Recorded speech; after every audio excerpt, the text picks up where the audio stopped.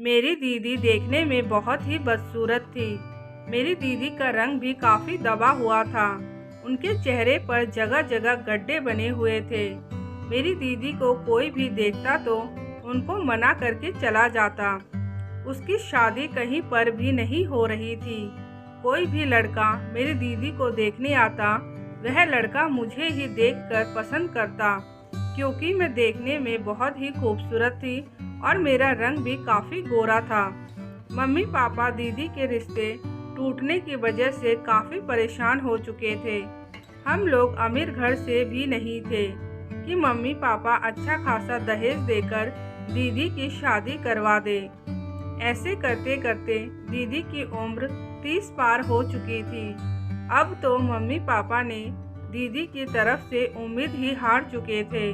Mummy papa सोचते अब बड़ी वाली लड़की की शादी तो नहीं होगी, छोटी बेटी के लिए ही रिश्ता देख लेते हैं, कम से कम हमारे सर से एक बोझ तो कम होगा। मम्मी पापा की ऐसी बात सुनकर मैं खुश हो गई, क्योंकि दीदी की वजह से अब मेरी भी उम्र बढ़ती चली जा रही थी। मेरी उम्र अभी 25 साल की हो चुकी थी।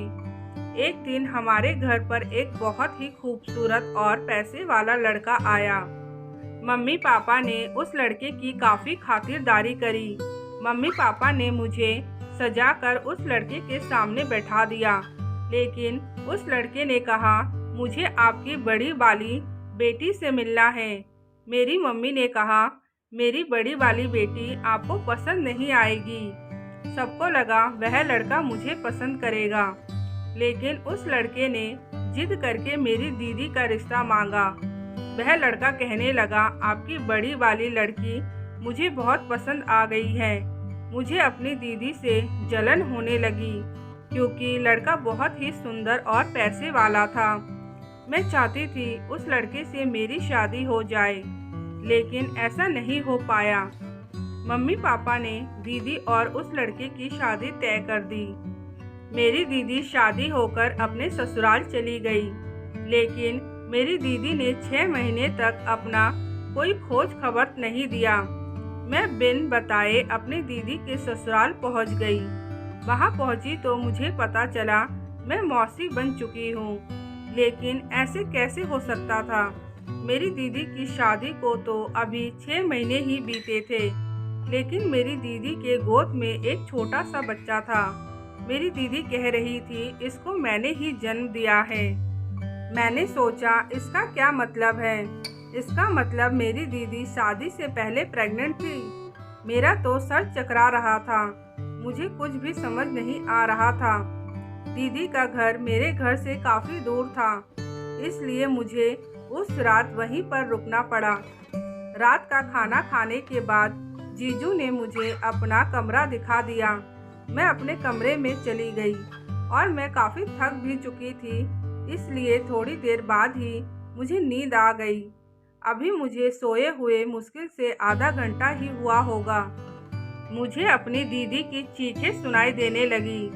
दीदी की चीखें सुनकर मैं चौंक कर बैठ गई।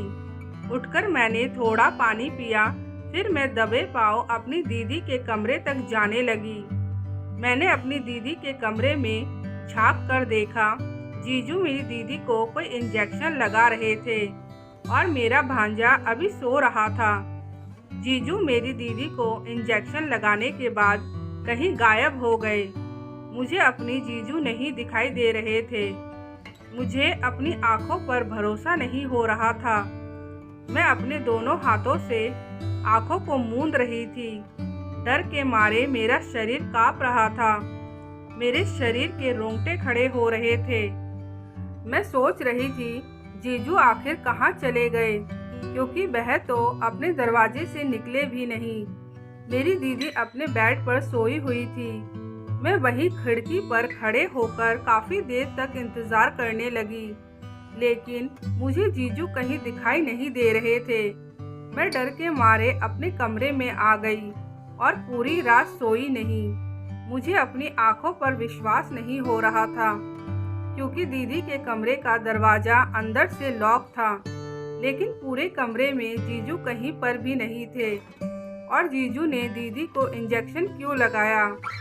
दीदी और जीजू का रहस्य मुझे कुछ समझ नहीं आ रहा था। मुझे ऐसा लग रहा था जितनी जल्दी सुबह हो और मैं उस घर से भाग आऊं। लेकिन मुझे दीदी के ऊपर भी बहुत तरस आ रहा था। आखिर वह मेरी बहन थी।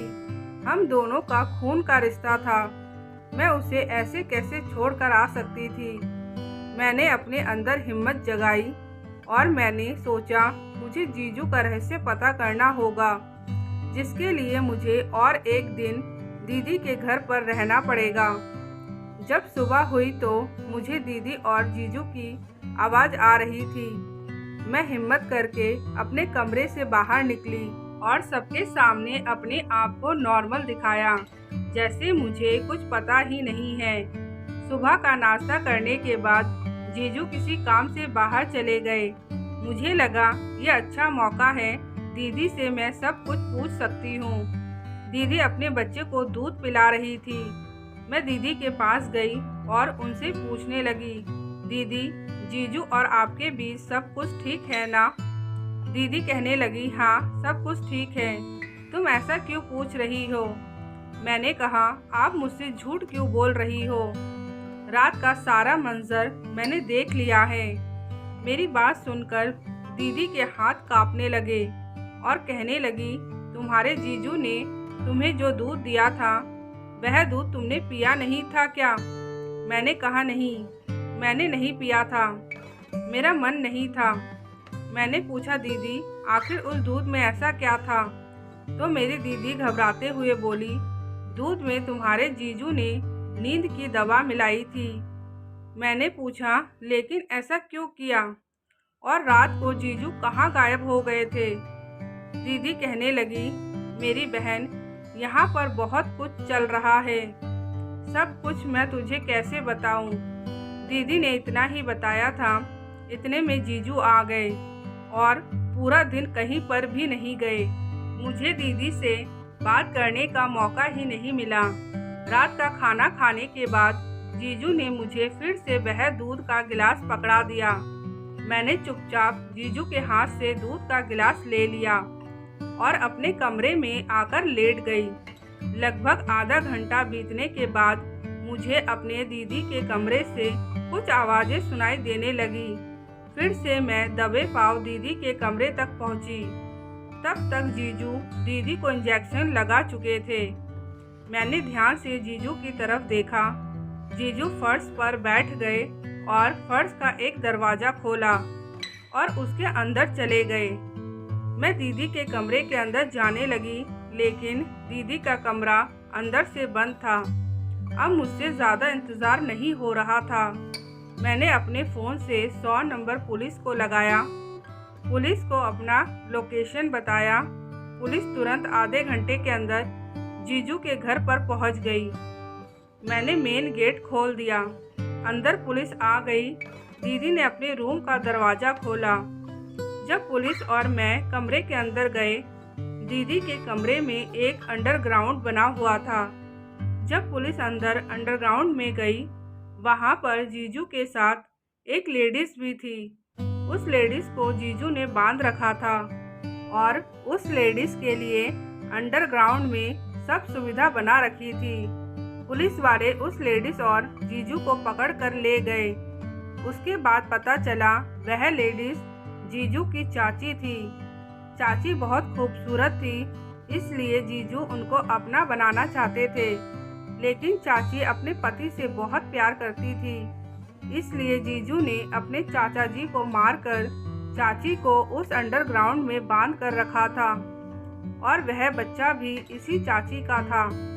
जीजू ने मेरी दीदी से इसलिए शादी करी थी ताकि उस बच्चे को पालने वाली आया मिल जाए और आस पड़ोस वालों को कोई शक भी ना हो।